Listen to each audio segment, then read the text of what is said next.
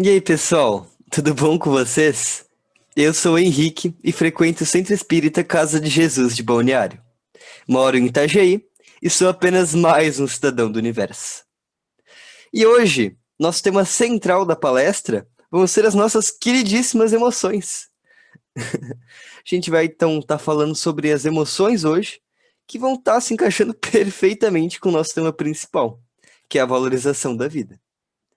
Então, antes da gente começar, né, vamos primeiro fazer a prece inicial para serenar um pouco nossa alma, para a gente se concentrar e conseguir tirar o máximo de proveito do que eu vou falar aqui hoje para vocês. Então, vamos todos agora nos concentrarmos e fecharmos nossos olhos. Respirar bem fundo e soltar o ar. Primeiramente, eu gostaria de agradecer a presença de todos aqui hoje, que estão em busca do auto-melhoramento, melhoramento íntimo e, consequentemente, em busca de Deus e de nosso Mestre Guia Jesus. Obrigado pela oportunidade de estar aqui hoje, passando para meus amigos e irmãos esses momentos, e que a boa espiritualidade possa agir de forma positiva durante esta palestra, me intuindo e me auxiliando em cada palavra que eu proferir aqui hoje. Que assim seja. Vamos começar então, pessoal? Gente, é fato que nos dias de hoje, cada vez mais adultos, e principalmente jovens, estão tendo problemas em encarar os processos depressivos, advindos da infelicidade, que consequentemente nos causa desvalorização da vida e outras chagas espirituais. Antes de darmos o primeiro passo da nossa palestra, gostaria de deixar os senhores e as senhoras com uma pergunta, para refletirmos sobre o tema. Você já se perguntou sobre qual é o valor da sua vida? Você valoriza a própria vida? Enquanto pensam numa resposta mentalmente e refletem sobre isso durante a palestra, vamos começar a adentrar e entender alguns conceitos para que cheguemos a uma resposta. Então, pessoal, quando nós falamos de emoções especificamente, não podemos nos esquecer do livro O Cultivo das Emoções, do Marlon Hakedown, psicólogo espírita. Nele, os capítulos são divididos em 4 principais emoções: o medo, a raiva, a tristeza e a alegria. Porém, antes de eu discorrer sobre estes, vamos entender o que são as emoções primeiramente, conceituar as emoções. Então, de uma forma bem simplificada mesmo, as emoções são sentidas por todos os seres que habitam o nosso planeta. Então, por mais que nós pensemos que não sentimos a raiva, ou que não sentimos o medo, quem não tem esse amigo, né, que diz, não, eu sou machão, eu não sinto raiva, eu não sinto medo, né, ou eu só sinto alegria, né, uma pessoa muito positiva, né? Essas pessoas, gente, elas ficam muito presas a esse tipo de coisa, porque na verdade elas não querem se expor a essas emoções, não querem mostrar para os outros que elas sentem aquele tipo de emoção. Então elas vão reprimir aquela emoção e vão deixá-la numa gavetinha, bem guardadinha, as 7 chaves. Mas na verdade sentimos sim. Só que em muitos momentos reprimimos essas emoções por não sabermos lidar com elas. Então percebam como é importante que façamos essa autoanálise sobre nós mesmos. O motivo das nossas emoções é puramente orgânico e momentâneo. Sabe aquele momento onde a gente quer gritar e bater naquela pessoa chata que fica o tempo inteiro enchendo nosso saco?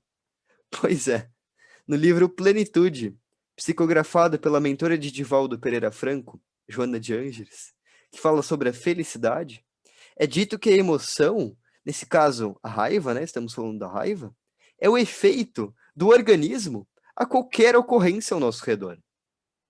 Isso faz com que o nosso corpo produza descargas de adrenalina pela corrente circulatória, que vão se encarregar de pôr o brilho nos nossos olhos, colorir a nossa face ou até mesmo abrir um lindo sorriso. Porém, gente, o sentimento é algo muito mais profundo e complexo do que isso. Afinal, a emoção é o impulso físico, no passo que o sentimento é a forma como vamos perceber e receber as emoções ao nosso redor. Então é como se a emoção produzisse o sentimento, visto que a emoção é automática, enquanto o sentimento passa pelo processo de percepção dessas ocorrências. Olha que sensacional, meus amigos. O sentimento está totalmente atrelado ao nosso ego e ao nosso self. Por natureza. Não, peraí. O que é ego e o que é self? Vamos com calma, né, gente? No filme, Divertidamente, as emoções são retratadas de forma animada e explicativa.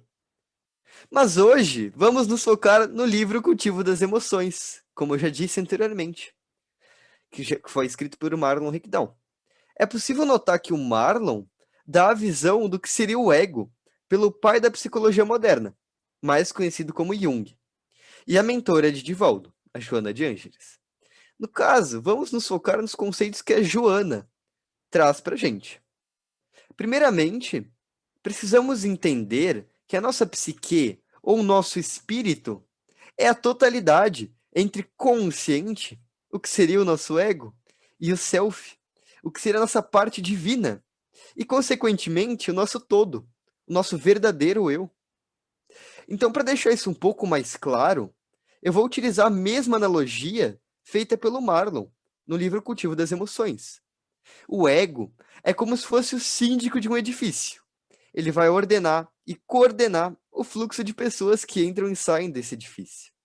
Que nesse caso, a gente está falando do fluxo de pensamentos e das ideias. Deu para fazer essa associação? Sabemos que o síndico não é o dono do edifício. Ele não tá ali como o dono geral daquilo ali. Não é que ele construiu aquele edifício, né? Aquele apartamento. Afinal, ele precisa se moldar e obedecer, entendendo que o self, ou o divino, tem a soberania sobre ele. Ele que é o chefe, né? Esse síndico tá ali só para cuidar. Então, o síndico, ou o ego, possuem papéis secundários dentro desse edifício. E a partir do momento em que o síndico começa a criar as próprias regras e começa a controlar quem entra e quem sai de acordo com a vontade dele, começaremos a ter problemas.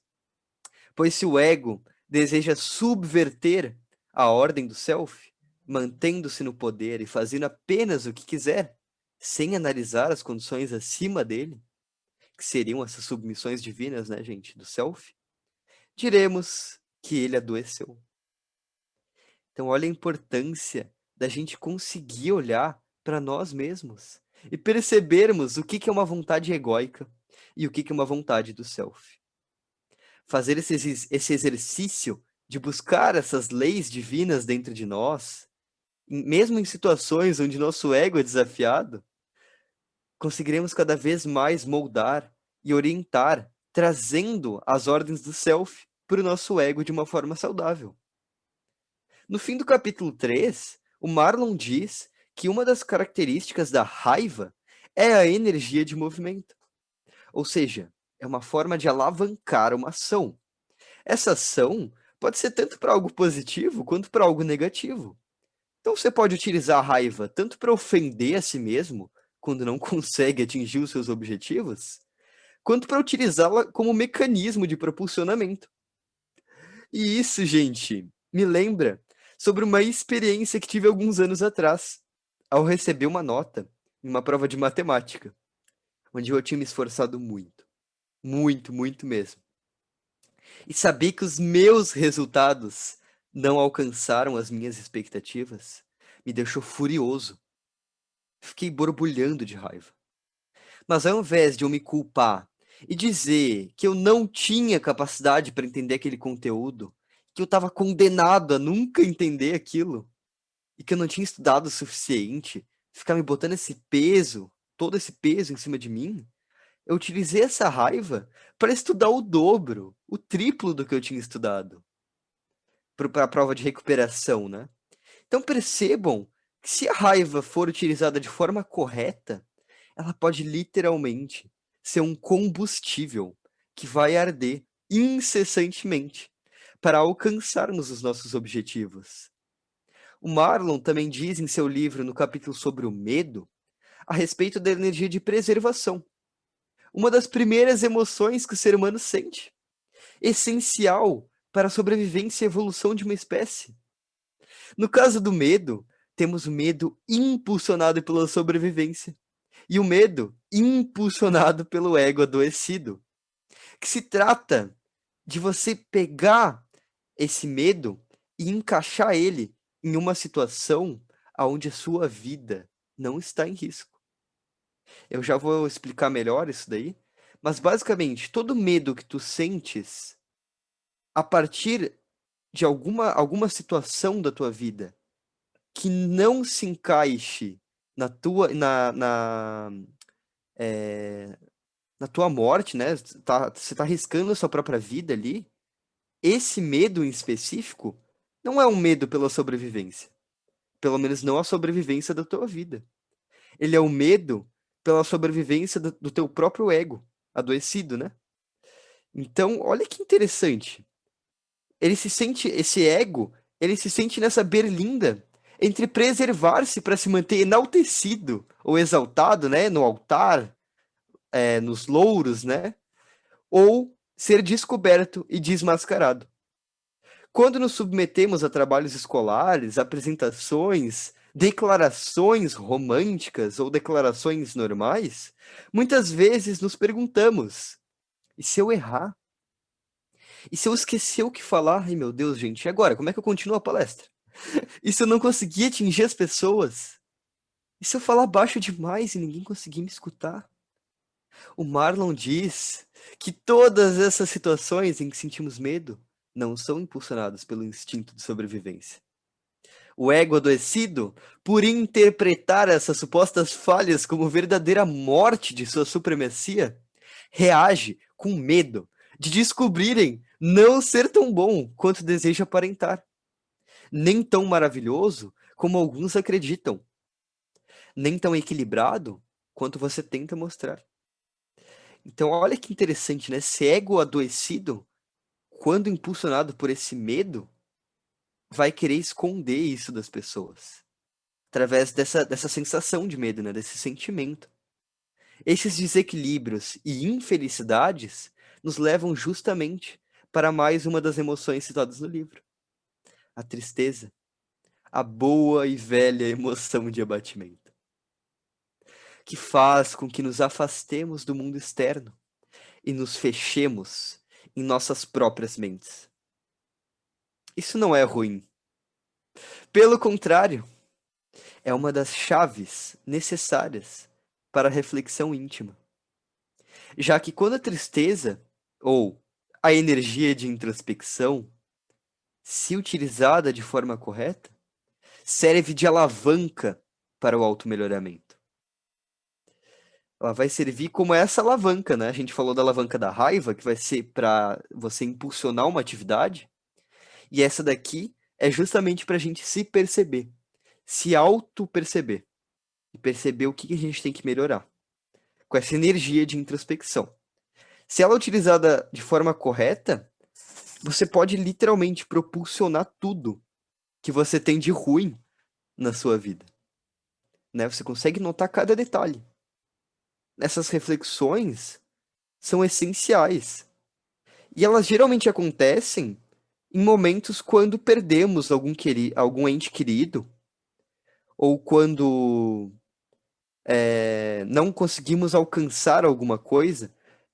Um exemplo que eu dei agora da minha prova, eu poderia ter sentido tristeza ao invés de raiva. Poderia ter ficado triste. Poxa, eu fui tão bem. que será que faltou? Olha que interessante, né? Então a mesma situação pode ser encarada de várias formas, né? Depende de como tu vai processar essa emoção e como vai transformar ela em sentimento. Então, citando anteriormente, eu citei, né? Então, quando perdemos alguém querido, sentimos a tristeza e passamos pelos estágios de luto.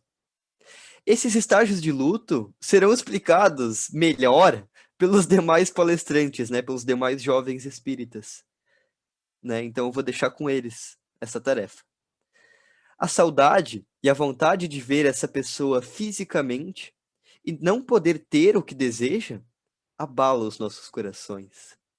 Quando não conseguimos atingir nossos objetivos, ou quando não enxergamos o próprio sentido da nossa existência, nos sentimos inúteis e incapazes de acertar novamente. A energia de introspecção, a longo prazo, corrói cada vez mais nossos pensamentos. Então percebam que essas reflexões que deveriam nos impulsionar, na verdade elas nos jogam para baixo, nos afundam nesses pensamentos negativos e no que poderíamos ter feito. Percebam essa conjugação, né? Poderíamos ter feito. Não é o que podemos fazer. Nós nos esquecemos do presente e principalmente do futuro. Afastamo-nos de Deus cada vez mais, fazendo com que essa emoção domine por muito mais tempo que necessário. A tristeza, meus amigos, quando bem utilizada, está totalmente associada à dor. E quando esta prolongada, nos leva ao sofrimento. Tudo bem, a gente falou, e ficamos bastante nesse cultivo das emoções, né, pessoal? Mas agora, vamos sair um pouquinho dessa obra para explorarmos a riqueza de outras que eu selecionei aqui para fazer essa palestra. Então, agora que já entendemos um pouquinho sobre emoção e sentimento, vamos partir direto para a dor e para o sofrimento, que foi associado à tristeza anteriormente. Vou tomar uma aguinha aqui.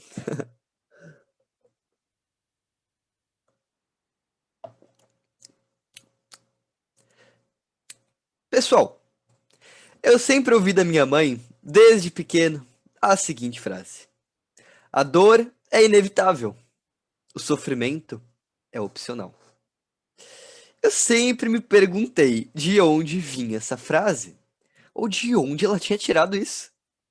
Mas foi lendo o Evangelho segundo o Espiritismo que eu entendi o motivo dela sempre me falar isso, como uma forma de conselho, né?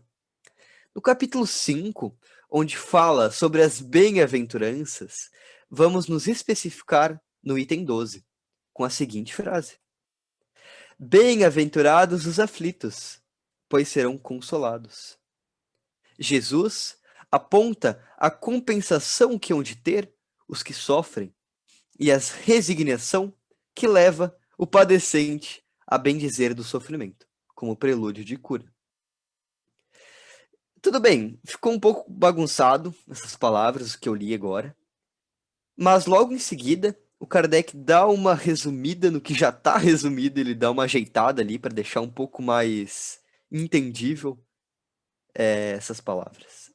Então, também podem essas palavras ser traduzidas assim: deveis considerar-vos felizes por sofrermos, visto que as dores deste mundo são o pagamento da dívida que as vossas passadas faltas vos fizeram contrair. Suportadas pacientemente na terra, essas dores vos poupam séculos de sofrimento na vida futura. Deveis, pois, sentir-vos felizes por reduzir a Deus a nossa dívida, permitindo que a saudeis agora, o que vos garantirá a tranquilidade no porvir. Então, esse trecho é muito importante, porque ele explica, em partes, a frase que minha mãe vivia dizendo para mim. Afinal, a dor decorrente da tristeza é uma das alavancas que impulsiona o homem para mudar seus atos, pensamentos e até mesmo ideologias. Então percebam que a tristeza, como eu retrocitei, como eu disse anteriormente, ela basicamente vai nos jogar para essa dor. Geralmente, a tristeza está associada com a dor. E ela é necessária e inevitável para que possamos progredir e olhar para nós mesmos, penetrando os confins da nossa própria alma, buscando entender as causas que estão diretamente ligadas a esse afastamento das leis divinas. Então, meus amigos, quando não conseguimos lidar com a nossa própria dor e entender que, na verdade, ela é um mecanismo impulsionador do nosso próprio melhoramento íntimo, passamos a tratar a dor como se fosse uma punição ou uma reação sem sentido. Sendo que, na verdade, é como se ela fosse uma forma de corrigir, curar e educar a nós mesmos. Se utilizada de forma errada, a dor nos leva justamente para o sofrimento, que seria o prolongamento dessa dor. Então vão existir situações onde duas pessoas passam por dores extremamente parecidas. Porém, uma se recupera e supera a dor mais rápido que a outra. Isso nos mostra que a forma como processamos dores parecidas ou distintas é diferente de ser para ser. No passo que para uns o sofrimento é insuportável, para outros é tolerável e facilmente superável. Valorizar a vida não se trata de olhar apenas para o nosso próprio nariz, meus amigos. Vocês já perceberam que a maior parte das palavras que descrevem a corrupção da nossa sociedade derivam da palavra ego? Egocentrismo, onde o ser refere-se constantemente a si mesmo? Egotismo, cuja pessoa idolatra a própria personalidade? E provavelmente o maior de todos, o egoísmo, que assola e nos leva às outras chagas e feridas da alma. Na questão 913 do Livro dos Espíritos, Kardec faz a seguinte pergunta: dentre os vícios, qual o que se pode considerar radical? Ou qual é o maior vício que existe? Daí, os espíritos respondem: temo-lo dito muitas vezes, o egoísmo. Daí deriva todo o mal. Estudai todos os vícios e vereis que no fundo de todos eles há o egoísmo. Por mais que lhes deis combate, por mais que a gente acabe com essas vertentes do egoísmo, as outras, as nossos outros defeitos, nossos outros afastamentos de Deus, não chegareis a extirpá-los, enquanto não atacardes o mal pela raiz. Então não adianta a gente ficar podando a árvore, cortando os galhos, cortando as folhas, se não cortarmos a árvore pela raiz. Ela vai renascer. E todo aquele mal que foi cortado um dia vai voltar, se a gente não podar ela adequadamente, se a gente não atacar o mal pela raiz. Enquanto não lhe houverdes destruído a causa, tendam, pois, todos os esforços para esse efeito, ou seja, todos os esforços que a gente tem de acabar com essa árvore, vão ser inúteis. Porquanto, aí é que está a verdadeira chaga da sociedade.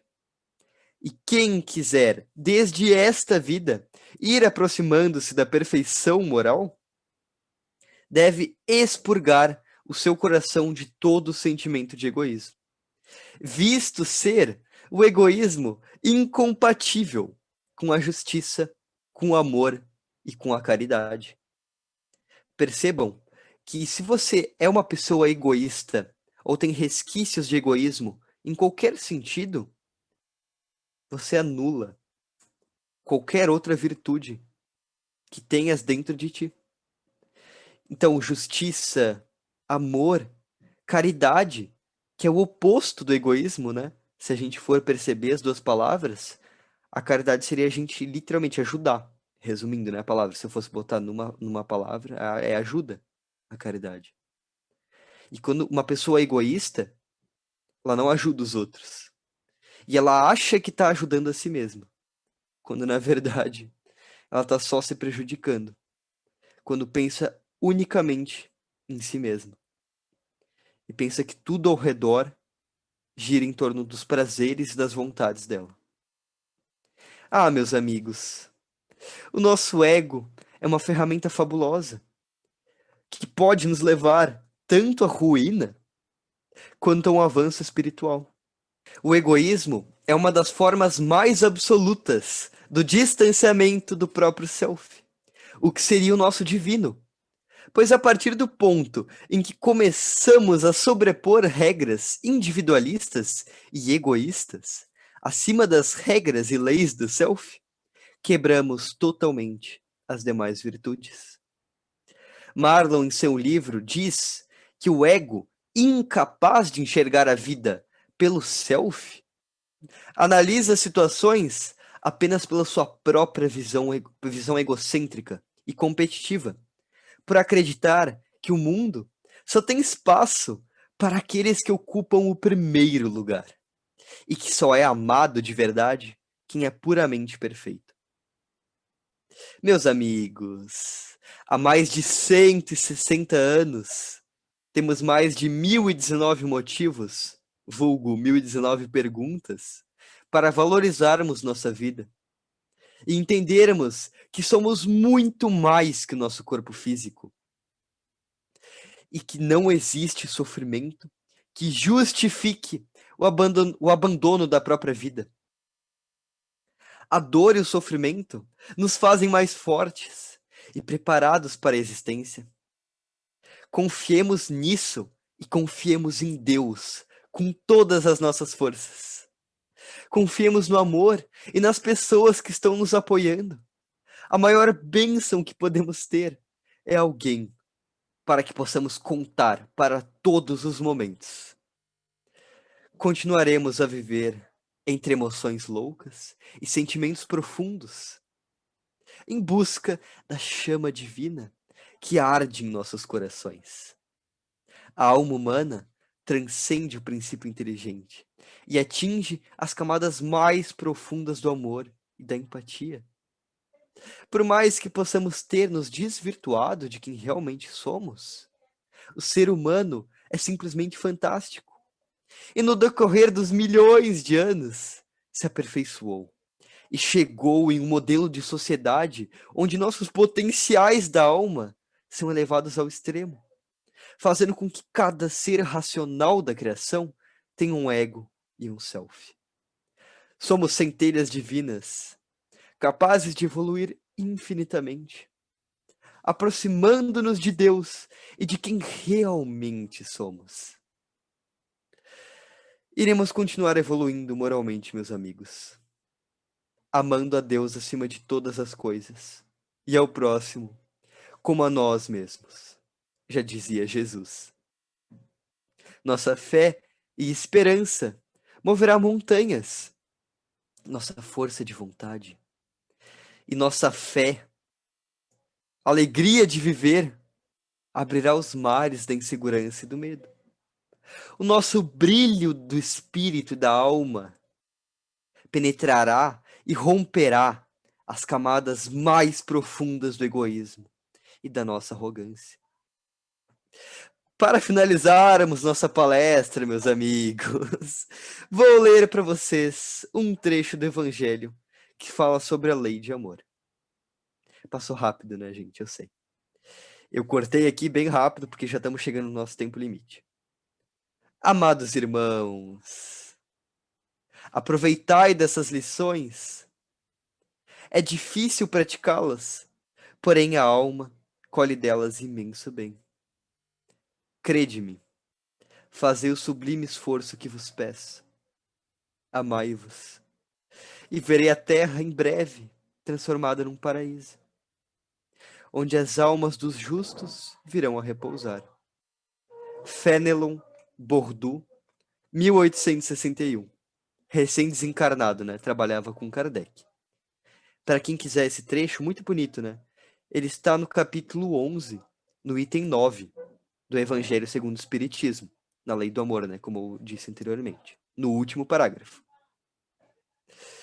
Então, com o fim dessa leitura, meus amigos, lembrem-se, vocês não estão sozinhos. Jesus está conosco e os centros espíritas estão sempre de portas abertas para acolhê-los em qualquer circunstância. Mesmo durante a pandemia, estamos realizando os atendimentos fraternos de forma online. Nos siga nas redes sociais para mais informações. Então agora vamos nos dirigir para a prece final.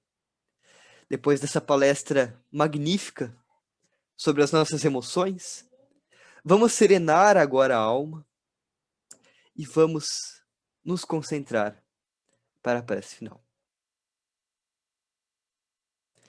Foi muito bom estar aqui hoje palestrando para todos vocês. Muito obrigado pela boa espiritualidade que me auxiliou e me ajudou durante a construção dessa palestra. Muito obrigado aos meus mentores e principalmente pela oportunidade de estar fazendo isso tão jovem e tão cedo. É uma honra para mim poder aprender esse tipo de coisa e poder mostrar e ensinar aos meus amigos e aos meus irmãos o quão incrível é o ser humano e quantas potencialidades ainda podemos despertar dentro de nós. Muito obrigado, Jesus, por trazer a moral para todos nós e ensinar o que é o amor de verdade. E muito obrigado a Deus por estar sempre nos consolando e nos ajudando quando nos ajudamos. Assim, me despeço de todos vocês. Muito obrigado e que assim seja. Muito obrigado pelos meus amigos também aqui hoje, por terem me escutado até aqui. Espero no fundo do meu coração que eu tenha tocado cada um de vocês. Gratidão pela oportunidade de aprendizado e pela chance de entender cada vez mais. E principalmente, por poder passar isso para vocês. Um grande abraço em cada um e um beijo.